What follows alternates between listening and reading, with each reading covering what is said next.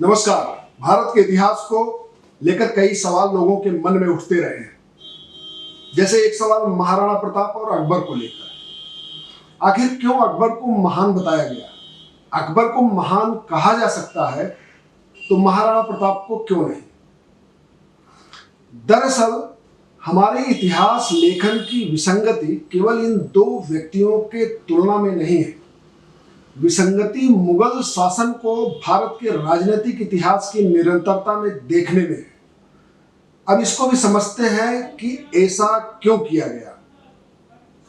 हमारे इतिहासकारों के लिए मुस्लिम काल के किसी और शासक को गौरवमंडित करना आसान नहीं था, इसलिए उन्होंने अकबर को महान बताया, क्योंकि विदेशी मुगल शासन को अपवाद समझने की बजाय उसे भारत के राजनीतिक इतिहास की निरंतरता में देखा जाए।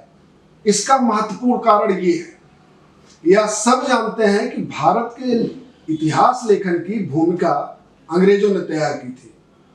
मुगल शासन भी उन्हीं की तरह का विदेशी शासन था। अंग्रेज इतिहासकार चाहते थे कि भारत के लोग मुगल काल को सकारात्मक दृष्टि से देखें, क्योंकि तभी वे ब्रिटिश शासन को भी सकारात्मक दृष्टि से देख सकेंगे। इससे उन्हें भारत के बौद्धिक वर्गों में अपने प्रभाव का विस्तार करने में सहायता मिलेगी। उनका यह उद्देश्य काफी हद तक सफल भी हुआ, क्योंकि यह मान लिया गया कि विदेशी शासन होने के बावजूद मुगल और अंग्रेज भारत की प्रगति की दिशा में आगे बढ़ाने में सहायक हुए थे। यह कितनी विचित्र बात है कि मुस्लिम और ब्रिटिश शासन को सकारात्मक रूप से दिखाने का यह अभियान केवल एक शासक अकबर के महिमा मंडन पर टिका हुआ है। मुगल काल और अकबर के शासन को समझने से पहले यह देख लेना चाहिए कि इतिहास लेखन को इस दिशा में मोड़ने से हमारे ऊपर क्या प्रभाव पड़ा। मुस्लिम काल हमारे इतिहास का एक ऐसा मोड़ है जहां से हमारी अपनी राजनीतिक व्यवस्थाएं छीड़ होती गई, और मुगल काल ने उन पर दृढ़ता पूर्वक ईरानी और उस्मानी राज्य व्यवस्थाओं को थोप दिया। इसने ही अंग्रेजों को भारत पर अपनी व्यवस्थाएं लादने में सहायता पहुंचाई। मुसलमानों और अंग्रेजों के शासन का यह पूरा काल इस अर्थ में विदेशी नहीं है कि उस काल के शासक विदेशी थे, बल्कि वह इस गहरे अर्थ में विदेशी है कि उसने भारतीय राजतंत्र को विदेशी राजतंत्र में बदल दिया।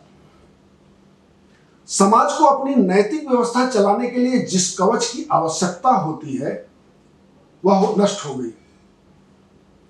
यह मामूली भूल नहीं है।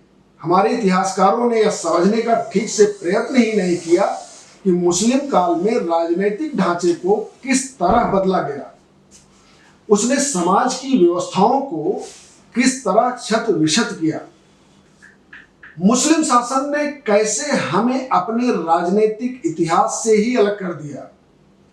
यह समझने के लिए यह याद करना आवश्यक है कि हमारी राज्य व्यवस्था क्या थी। सबसे पहले बात यह कि भारत में समाज के सभी साधनों पर समाज का ही अधिकार था, राज्य का नहीं। लोग जो भी उत्पादन करते थे उसका एक भाग समाज की सभी व्यवस्थाओं को चलाने के लिए अलग कर दिया जाता था। यह विभाजन परंपरा से होता आ रहा है, और समयानुसार उसमें कोई अगर परिवर्तन भी करना होता है तो सबकी सहमति से वह परिवर्तन किया जाता था। राज्य भी समाज की व्यवस्थाओं का एक हिस्सा था, उसका भाग उसे मिले, यह दायित्व भी स्थानीय संस्थाओं का ही था, जिनकी प्रतिबद्धता जितनी राज्य से थी उतनी ही समाज से भी थी। राज्य सैनिक अभियानों में लगे रहते थे, जिनका उद्देश्य गांधी जी के शब्दों में शौर्य की परंपरा को बनाए रखना था, लेकिन उनका प्राथमिक दायित्व समाज के शील, समृद्धि और न्यायशीलता की रक्षा करना था। इस तरह राज्य समाज की व्यवस्थाओं का रक्षक था। इस्लाम के उदय के कुछ समय बाद 8वीं शताब्दी में भारत पर मुस्लिम आक्रमण शुरू हो गए थे, लेकिन अरब आक्रमणकारियों का उद्देश्य राजधानियों और मंदिरों के धन को लूट कर ले जाने से अधिक नहीं था। लेकिन 3 शताब्दी तक भारतीय राजा छिटपुट पराजयों के बाद उन्हें खदेड़ते रहे। मोहम्मद बिन कासिम को सिंध में पैर जमाने का मौका मिला, पर भारतीय राजाओं के प्रभाव का विस्तार भी बीच बीच में सुदूर गांधार तक होता रहा। यह हमें नहीं भूलना चाहिए। इस बीच तुर्क आए और उन्होंने अरबों से उनकी सत्ता छीन ली। उन्हीं ने भारत पर आक्रमण किए और 1192 में पृथ्वीराज चौहान की एक युद्ध में पराजय के बाद दिल्ली में मुस्लिम शासन की नींव पड़ गई। मुगलों के आने से पहले दिल्ली सल्तनत पर 5 राजवंशों का अधिकार रहा। 320 साल के इस समय में 35 सुल्तान गद्दी पर बैठे, जिनमें से 19 की उत्तराधिकार की लड़ाई में हत्या की गई। इन राजवंशों में सबसे कम खिलजी और सबसे अधिक तुगलक वंश का राज शासन रहा, और ये दोनों राजवंश अपनी क्रूरता और उत्पीड़न के लिए अधिक जाने जाते हैं। तुगलक वंश की नींव जिस गाजी मलिक ने रखी, उसका पिता तुर्क था और मां हिंदू। सत्ता में पहुंचकर उसने अपना नाम गियाजुद्दीन तुगलक रख लिया और गद्दी पर बैठते ही मुस्लिम किसानों का कर घटा दिया और हिंदू किसानों का कर बढ़ा दिया।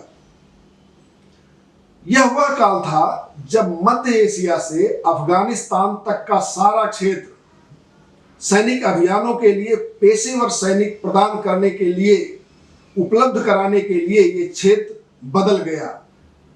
इन पेशेवर सैनिकों का उद्देश्य लूट मार से समृद्ध होना तो था, इस्लाम ने उसे एक नया उद्देश्य भी दे दिया। यह उद्देश्य था जिहाद का।